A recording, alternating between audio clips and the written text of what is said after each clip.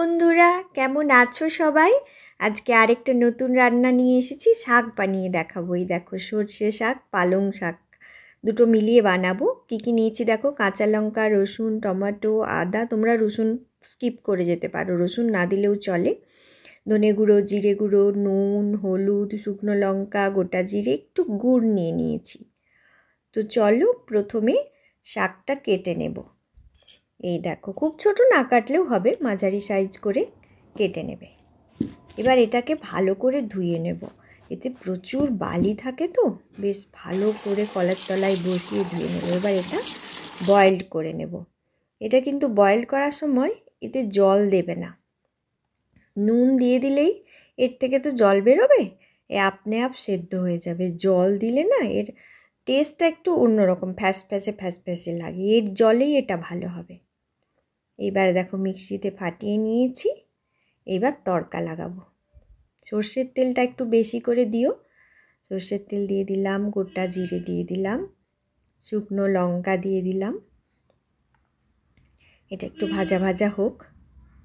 এইবারে ওই যে মশলাটা ফাটিয়ে রেখেছিলাম মিক্সিতে, ওটা দিয়ে দিলাম। টমেটো, ধনে গুঁড়ো, জিরে গুঁড়ো দিলাম, নুন দিয়ে দিলাম, একটু হলুদ দিলাম। হলুদ না দিলেও চলে, কেন দিই জানো তো? এই শাকটাকে অনেক সময় জার্ম থাকে, হলুদ কী করে, সব জিনিসের বিষক্রিয়াটাকে নষ্ট করে দেয়, যার জন্যে হলুদ দেওয়া। আর হলুদ না দিলেও চলবে। এই দেখো, এবার শাকটা দিয়ে দিলাম। সর্ষে শাক আর পালং শাক দুটোকে একসঙ্গে ফাটিয়ে নিয়েছি ভালো করে মিক্সিতে, এটা দিয়ে দিলাম। এবার গুড়টা দিচ্ছি। গুড়টা কেন দিই জানো তো? সর্ষে শাক তো একটু তেতো তেতো লাগে, তাই জন্যে গুড়। আর চিনির বদলে গুড়টা দিলাম এই জন্যে, আমার কোনো সবজিতে চিনির জায়গায় গুড়টা দিলে মনে হয় যেন টেস্টটা একটু বেশি, ফুলকপির ঝোল টোল দেখবে টেস্টটা ভালো হয়, এতে টেস্টটা ভালো হবে। এটা একদম মাখো মাখো করে ভালো করে এটা ফ্রাই করে নেব। পুরো জলটা হয়ে যাবে, শুকনো শুকনো হয়ে যাবে।